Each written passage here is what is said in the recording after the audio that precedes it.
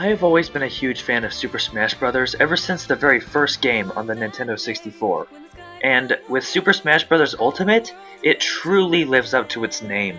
It truly is the ultimate Smash Bros. Experience. So many stages. Where do I go? Honestly, where do I go?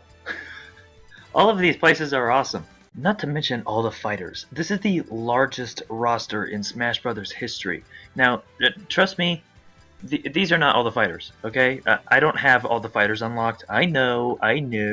It's not fair to do a review if you don't have everything unlocked. Well, guess what? I have a deadline to make. I am making it. Everybody got all the fighters that they wanted in this game, including me.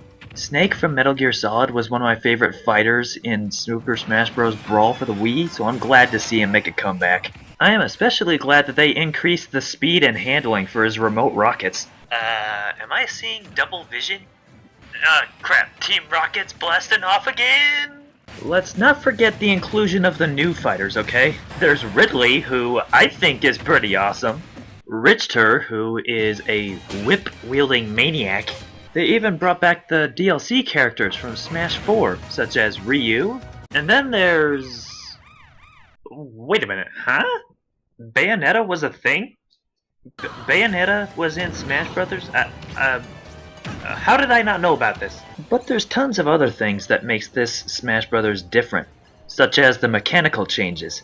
There's this little slow-mo that plays when you smash someone off the screen.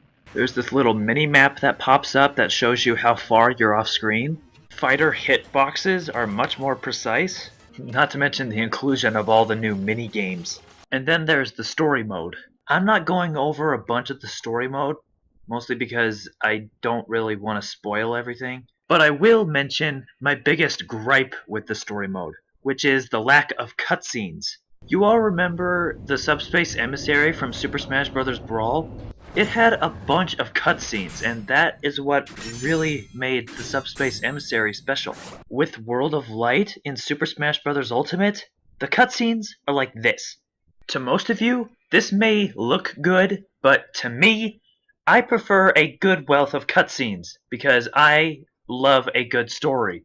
Now, I'm not saying World of Light in Smash Ultimate is bad, it just doesn't have a lot of cutscenes. But even with the lack of cutscenes, there is a lot of game here. Super Smash Bros. Ultimate is a joy to play. I'm not saying you should play it because it's Super Smash Bros. I'm saying you should play it because anyone that enjoys video games will appreciate this. All the stages, all the fighters, but more importantly, all the fights.